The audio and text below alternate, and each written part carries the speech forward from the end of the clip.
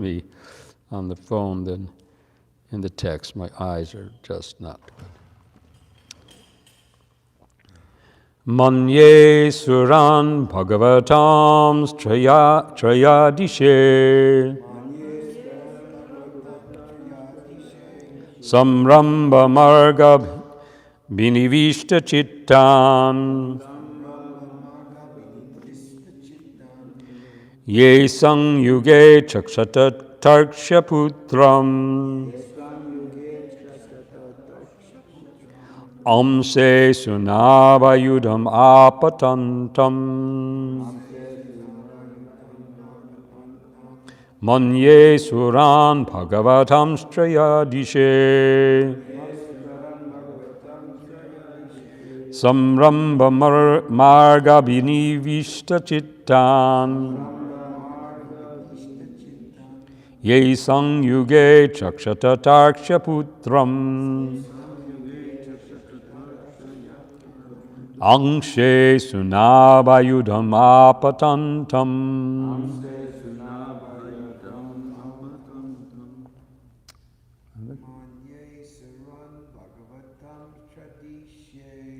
Manye suran bhagavatam stratishe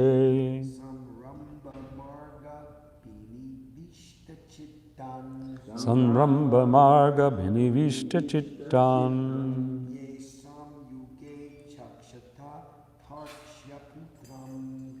yesham yuge chakrata tarksha putram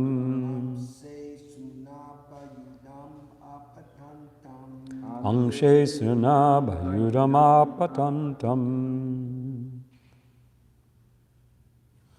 Others?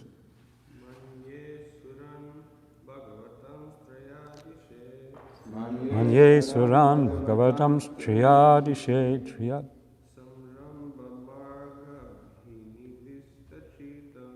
samramba marga binivishta chittan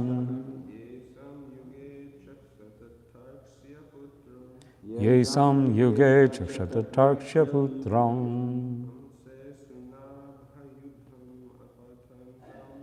angshe sunabhayudam apatantam.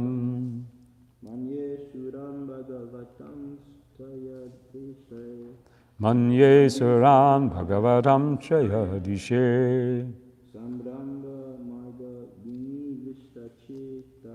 samramba marga binivishta chittan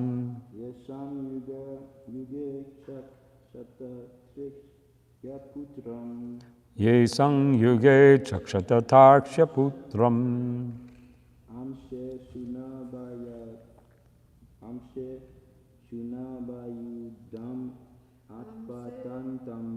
angshe sunabhayudam apatantam. Ladies?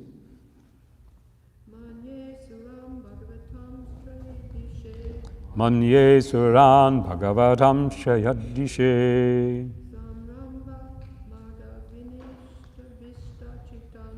sangramba marga binivishta chittan ye sang yuge chakshata tarksha putram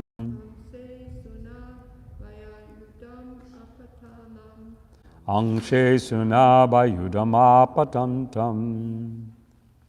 Manye, I think, asuran, the demons, bhagavatan, great devotees, tri adishe, unto the Lord of the threes, samramba, enmity, marga, by the way of, abhinivishta chittan, absorbed in thought, ye, those, samyuge, in the fight, achakshata, could see, Tarkshya Putram, Garuda, the carrier of the Lord, Angshe, on the shoulder, Sunaba, the wheel. Ayudam, one who carries the weapon. Apatantam, coming forward. Translation and purport by His Divine Grace, A.C. Bhaktivedanta Swami, Srila Prabhupada. I consider the demons who are inimical toward the Lord to be more than the devotees, because while fighting with the Lord, absorbed in thoughts of enmity, they are able to see the Lord carried on the shoulder of Garuda, the son of Tarksha, Kashyapa, and carrying the wheel weapon in his hand. Purport. The Asuras who fought against the Lord face to face got salvation due to their being killed by the Lord. This salvation of the demons is not due to their being devotees of the Lord. It is because of the Lord's causeless mercy.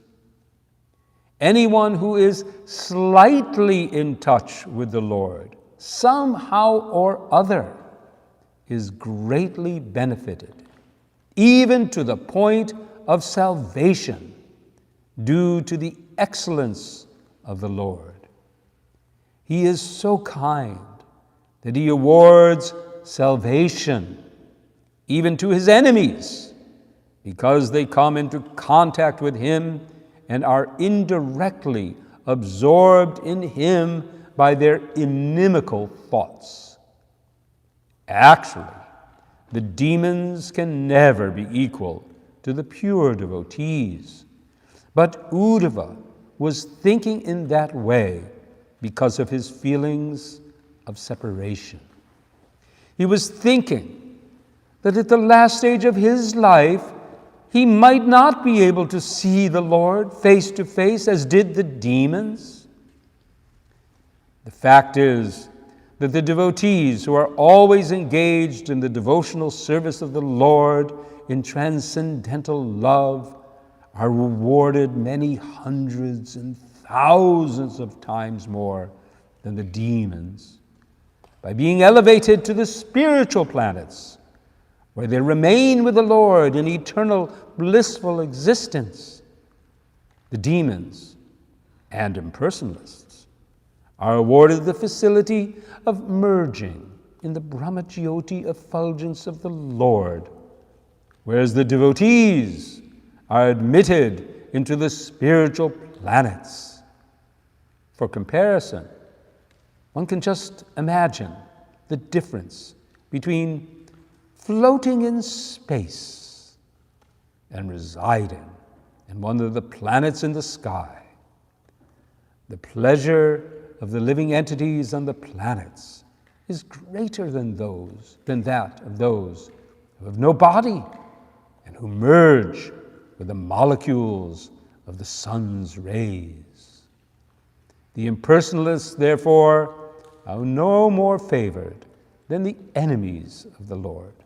Rather, they are both on the same level of spiritual salvation.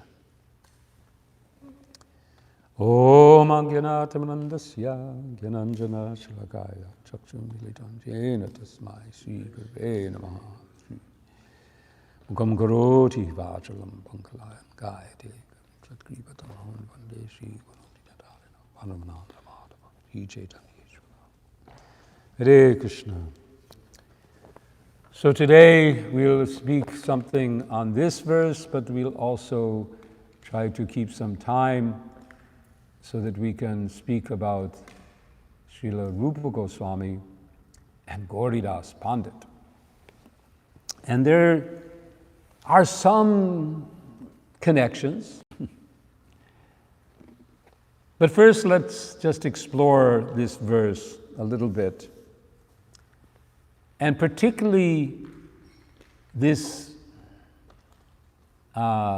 presentation regarding the salvation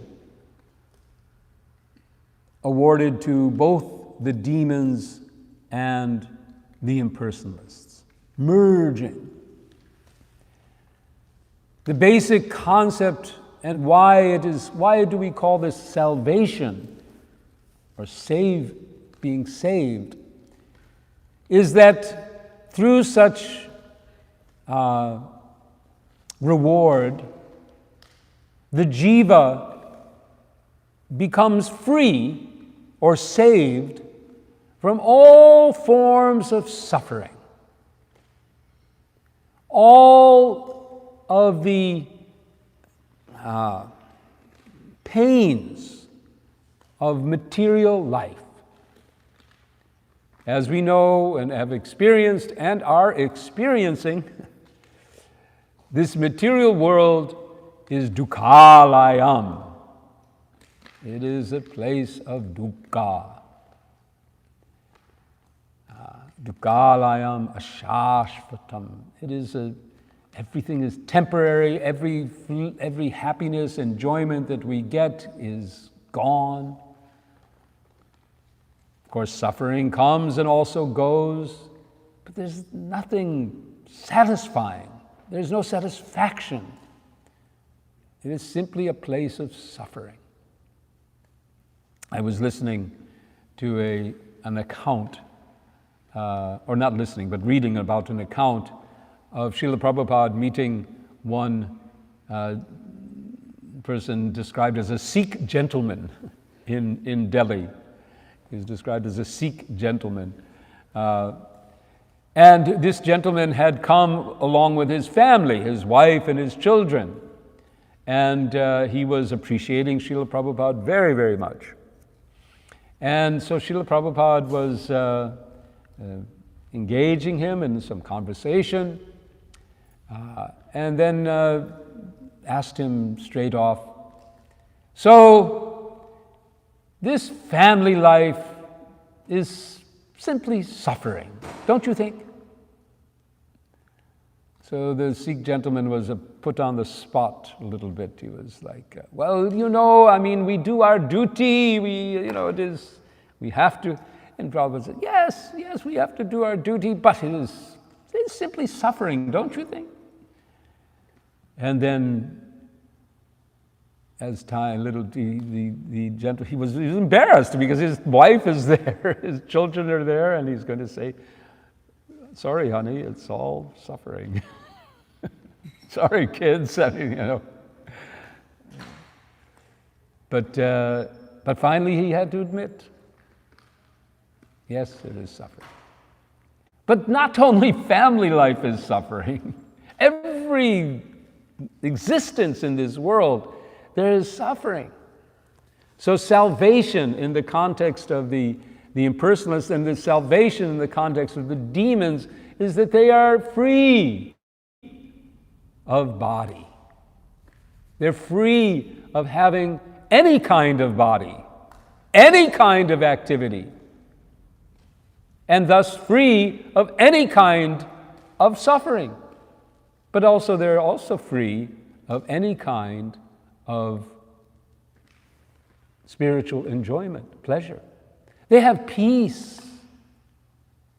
And there is some bliss in that. But as described in our, who is it that described, was it Kulik-Shekhar? Oh, no, it wasn't him. Who described the hoof print of a foot of a cat? It was one. But there's also a poem. Anyway, it is in Bhagavatam that. Yes. He describes it, and there is a poet, one of the Alvars, I think, that describes also in some poem. Anyway, the point is that the description is that the bliss of Brahmanda, the bliss of Brahma Ananda, of realizing the bliss of Brahman, or merging, feeling one's oneness, entering in to a state of oneness with the Brahman, no conception of individual existence. That bliss is like the water in the hoofprint of a calf compared to the entire ocean. So now we come to Rupa. Because the story of Rupa Goswami and his brothers, of course, their story begins with their birth. I was reading today that there's a Bhakti Ratnakar describes the generations, 6 generations are described before of the lineage of Rupa, Sanatan, and Anupam or Shrivala. And the first generation is a king in Karnataka. And then it goes from another, I don't remember all the name, Pradumya, and then this one and that one and this one and that one. And they finally end up, the family ends up in Naihati area of West Bengal. And then these, the sons are born. Sri Vallabh, Sanatan, I believe, is the eldest, Rupa, and then Sri Vallabh are the youngest. They have other names. Anyway, they migrate first to part of East Bengal, and then they end up in Ramkeli, which at the time is the seat of the government of Gauradesh, ruled by Hussain Shah. Now, Mahaprabhu has begun his first attempt to go to Vrindavan. And this time he is accompanied by thousands of devotees, arrives in the town of Ramkeli, and although initially trying to keep himself a little hidden, he is discovered. And his Sankirtan is that like an ocean. I sometimes think that if the bliss of Brahman is compared to an ocean of bhakti, then our happiness also, our joy in kirtan, compared to the ecstatic emotions of Sri Chaitanya Mahaprabhu, is that difference. We also get some bliss, we get some wonderful experience in kirtan. But just imagine, it is the descriptions, Chaitanya Bhagavat, in the Chaitanya Charitamrita, the description of Mahaprabhu's visit to Ramkeli is briefly mentioned, but it is extensively spoken of in the Chaitanya Bhagavat. And the description is incredible. The Sankirtan was so powerful. And the report comes back to the king, who is told by his lieutenants who have observed Mahaprabhu. He said he jumps up and down, he jumps and he falls down like a stick. He collapses. And these are not devotees describing this. It's not like, you or I, a devotee, may exaggerate. These are the Muslim inspectors who are observing Mahaprabhu, and they're describing what's going on. His body shakes like a volcano. His eyes are pouring tears, shooting out. And everywhere just Hari, Hari, Hari, Krishna, Krishna, Krishna. And the inspectors say, we are swept up ourselves in this. Somehow, the king is taken by this and declares that don't disturb, let him be. And Mahaprabhu's kirtan continues. It is at this time that famous verse that we all have heard is spoken by Mahaprabhu. Priti vite ache, jatanagaradi gram, savacha prachar hoibe moranam.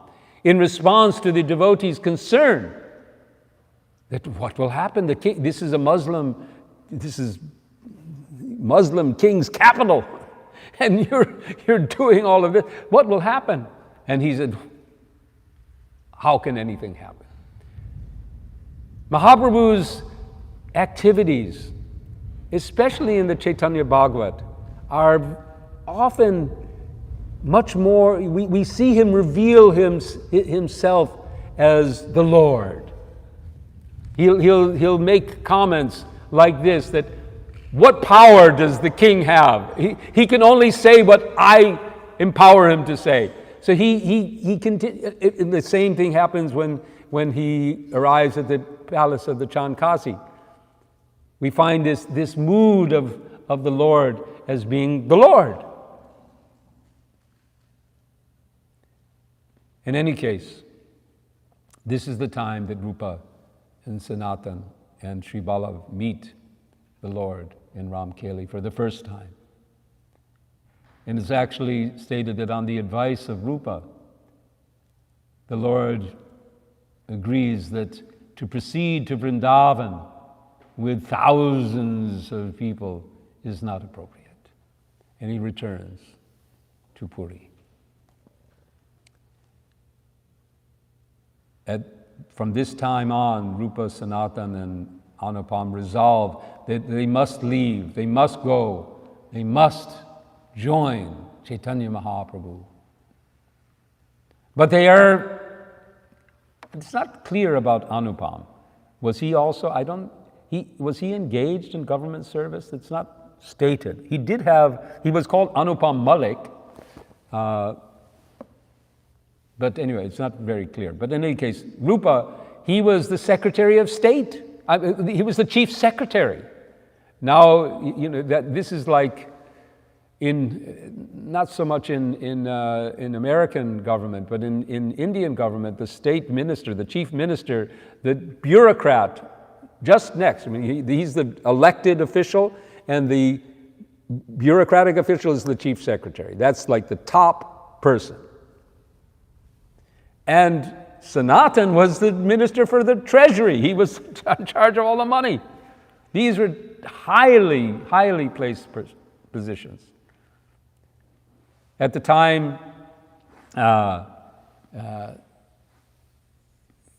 Hussain Shah, he declared his intentions to again, because he had attacked numerous times the Odia Desh and desecrated temples and so on.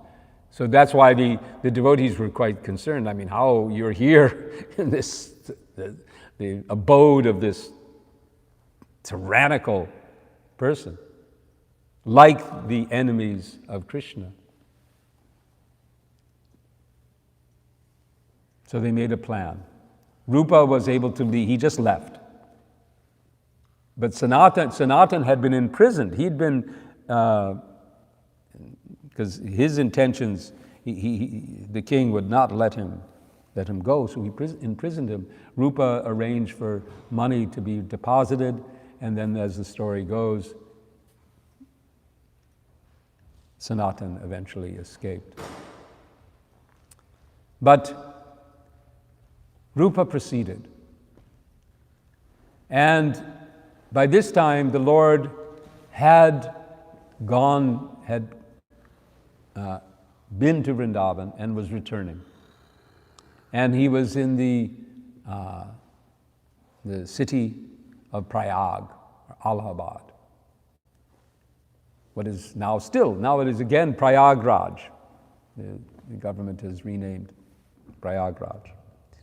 And Mahaprabhu comes. He's there and he's staying in what is it, Chandrasekhar? Is it, no, Tapan Mishra, I think, right? House of Tapan Mishra. And I think Chandrasekhar Acharya is also somewhere in this picture. So, and he has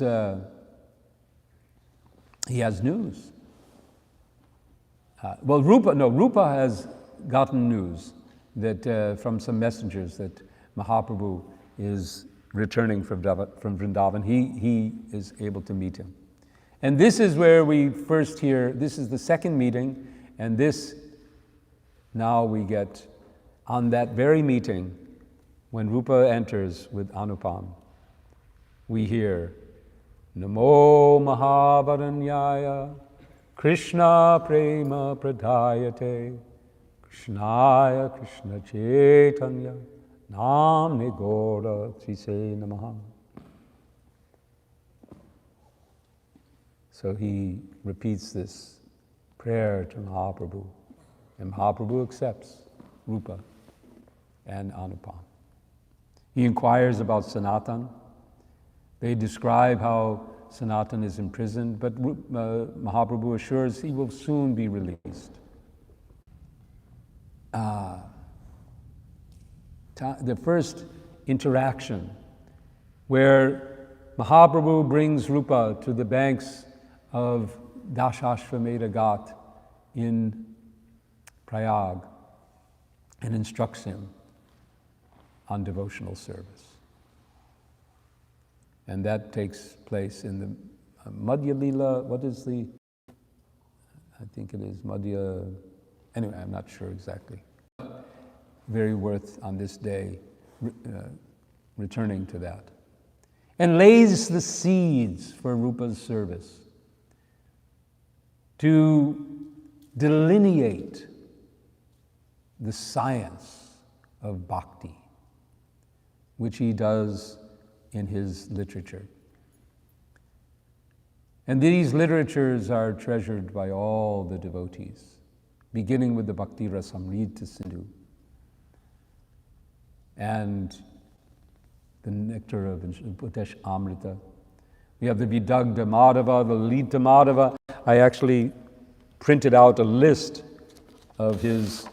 We have here Ujjvala Nilamani, Lagu Bhagavatamrita, Vidagdha Madhava, Stavamala, Dana Keli Kumadi, Shri Radha Krishna Ganudesh Deepika, Mathura Mahatmya, Uddhava Sandesh, Hansa Dulan, Shri Krishna Janma Titi Vidhi, Natika Chandrika, and Upadesh Amrita. And Vidagdha Madhava and Lalita Madhava. So many literatures he's left us. And more than that, he's left us the path. And therefore we say that we are all Rupanugas. We are followers of Rupa. The next time that Rupa meets, he goes to Vrindavan, but then he comes to Puri under the order of Mahaprabhu. And there we find the next revelation of the character of Rupa, which we express in our prayer. Shri Chaitanya Mana Bhishtam Stapitam Jena Bhutale Swayam Rupa Katam Hayam Dadati Swapadantkam. At that time, Rupa composes a number of verses observing Mahaprabhu's pastimes in Rath Yatra. And Mahaprabhu discovers these. It's interesting. He composes these verses. It said in the Chaitanya Charitamrita, he's staying with Haridas Thakur, and that he composes, and I don't remember, you spoke on this verse, I think. I could find the verse. Oh, that would be wonderful. He composes this verse, and it said he puts it in the roof. And now, most of you probably have never lived in India, correct? I mean, we've lived in India. Gunamai's lived in India, and you've spent a lot of time in India. And of course, Ram Roy, you've lived in India, really lived in India. But if some of you may have, you can imagine, the simple houses of Puri are constructed of bamboo, and then there's a bamboo roof, and there's some thatch, right? So the rafters which hold the thatch of the roof are exposed. So when you're inside, it's a very convenient place to put things. If you go into a villager's house, you'll find in those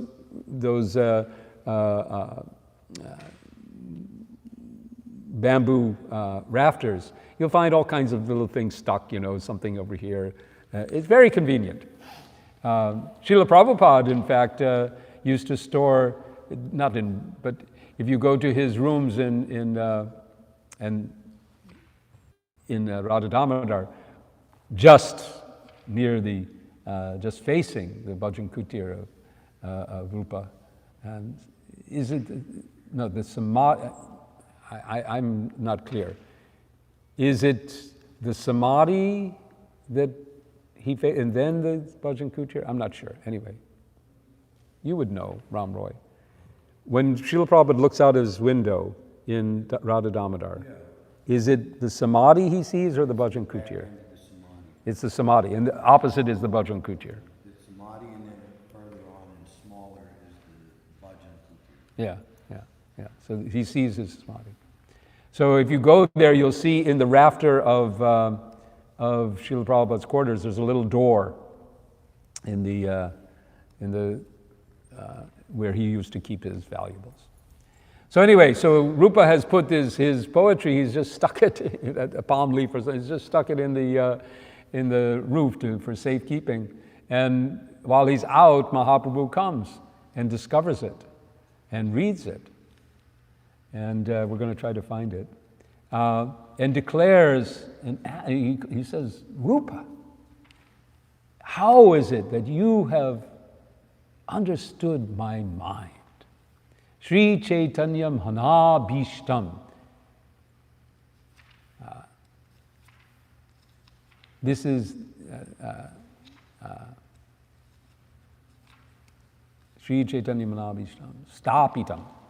The person who's stapita, they found the person who has established the Manabhishtam, the mind of Chaitanya Mahaprabhu, that is Rupa Goswami.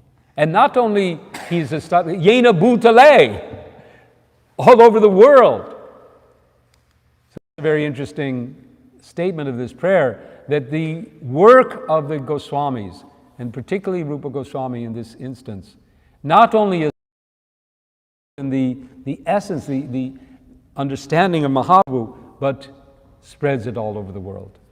Now we have just a little bit of time left, so I wanted to say something about Gauridas Pandit as well. And find that did you find it? Okay. We'll just say that verse and then we're going to go on.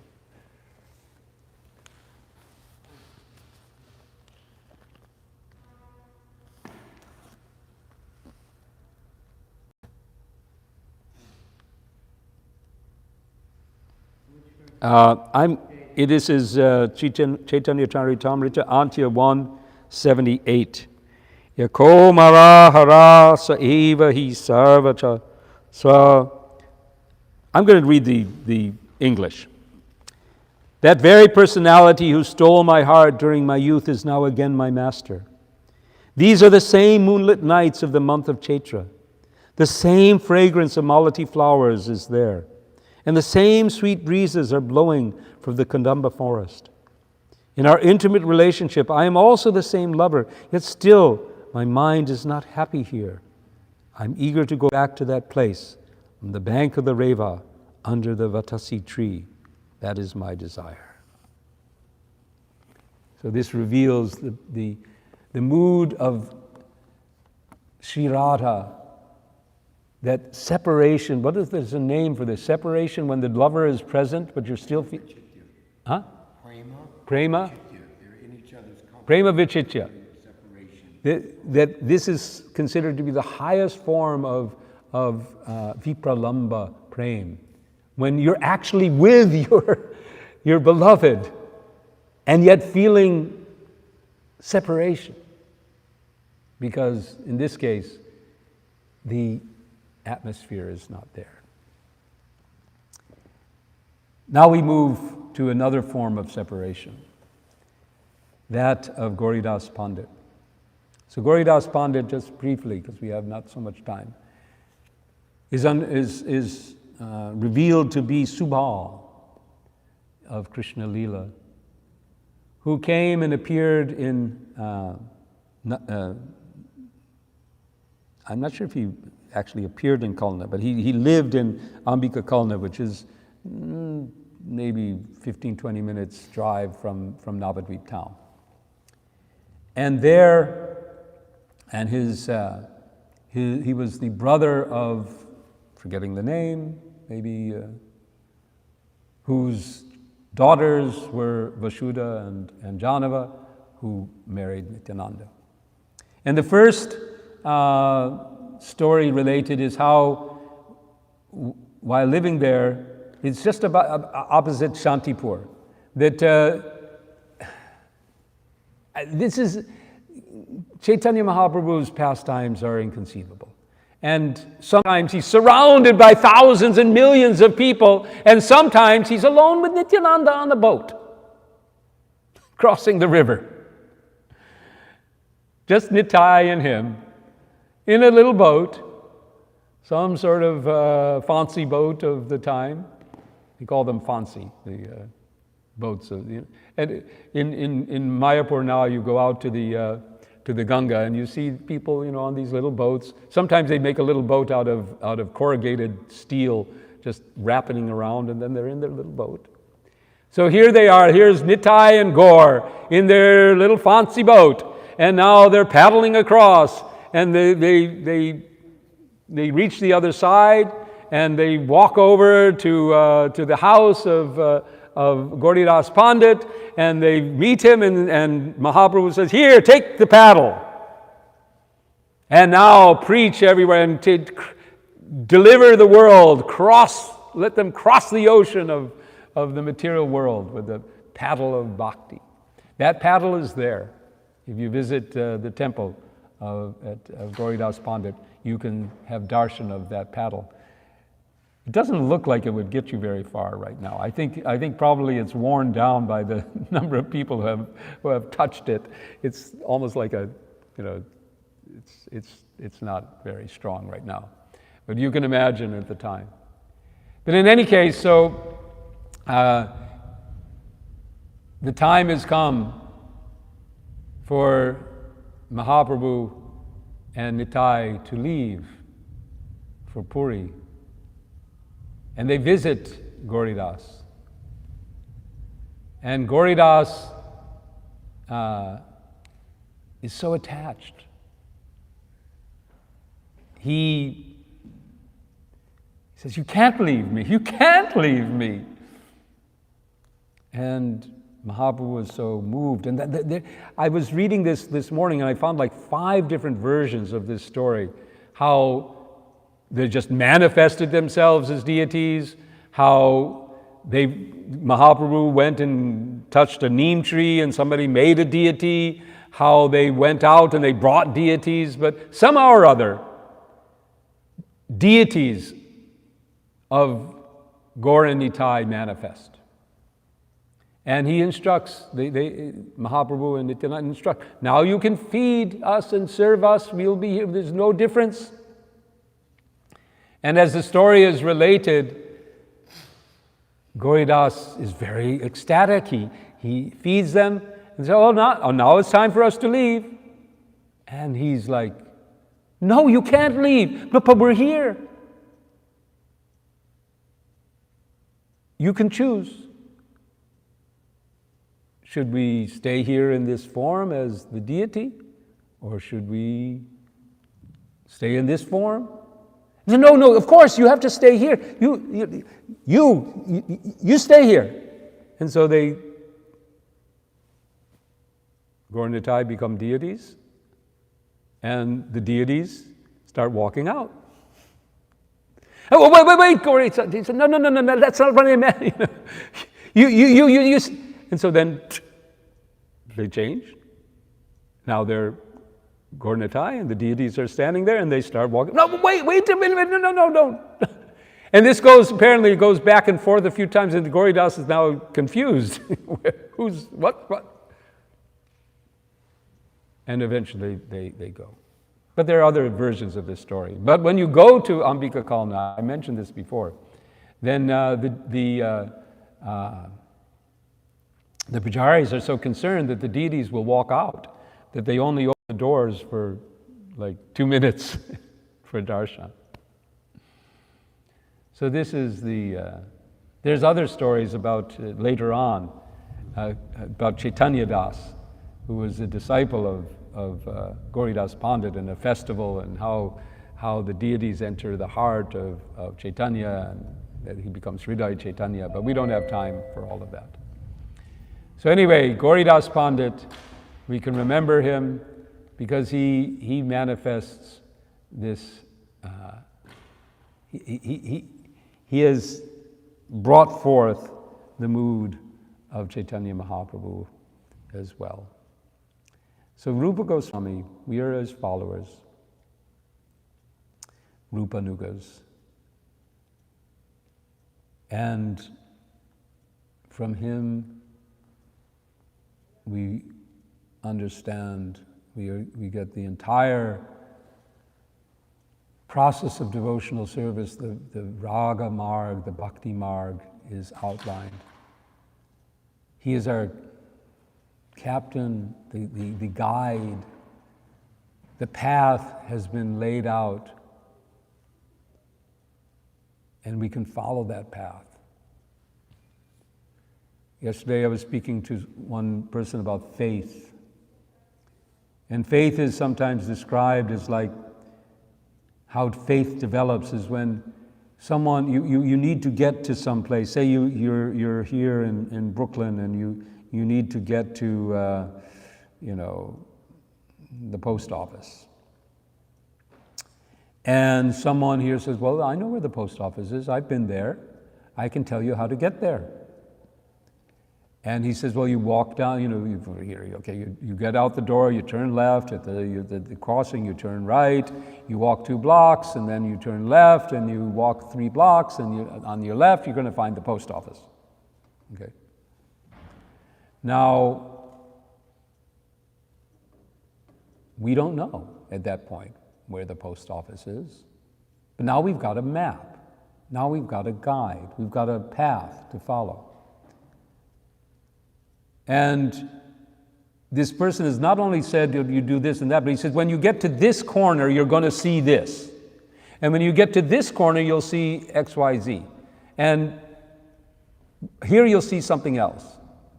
There'll be a stoplight. There'll be a store. There'll be a whatever. And at each point you see these things. And at every time you see what he has told you about, your faith in him as a deliverer of true instruction increases. And finally you reach your destination. So similarly, Rupa Goswami gives us the path. And he gives us milestones. He gives us, it is, as far as I understand, it's Rupa who describes the stages of bhakti first. Isn't it? When we learn of the Shraddha, do you know that, Ram Roy? Shraddha, Sadhu Sangha, Bhajana Kriya is described by Rupa Goswami somewhere. I'm not sure. Yeah.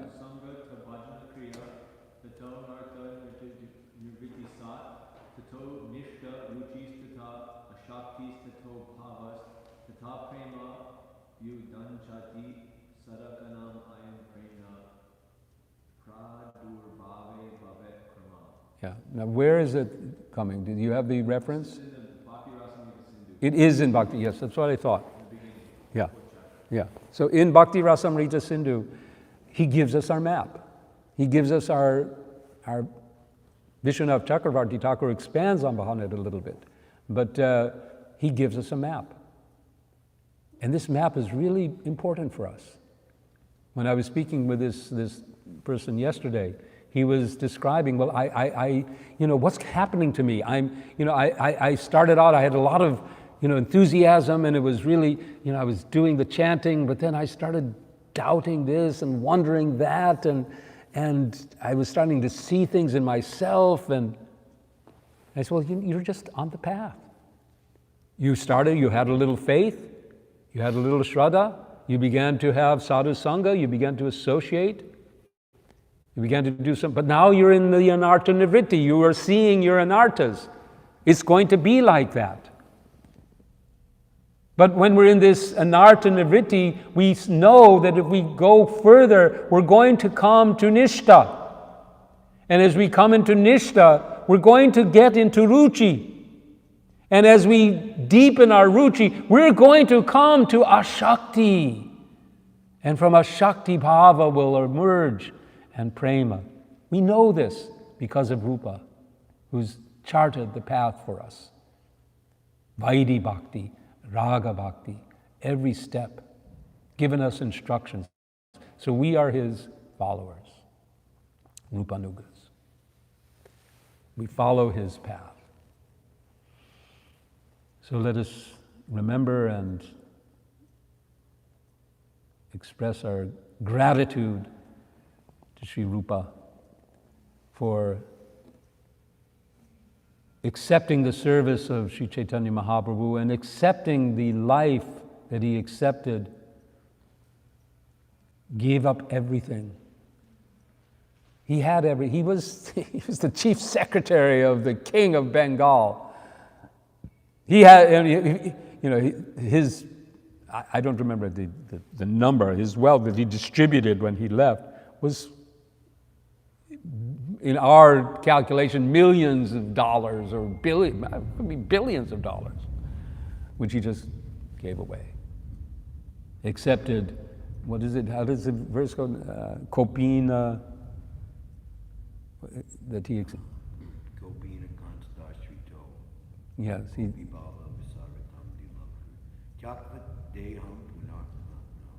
fourth verse of Sadhu Swami.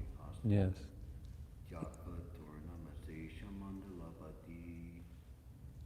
Yeah, he gave up. He gave up everything excepted kopin, a claw, the little. He did all that for us. Thank you, Rupa. And now we pray. Sri Chaitanya Manabhishtam Stapiram Jena Bhutale.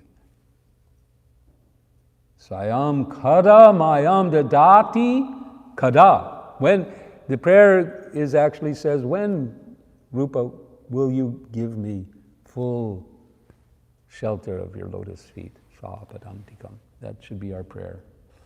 Of course, it's up to us to accept that shelter. He is offering it. Hare Krishna. Thank you. Hari Bol.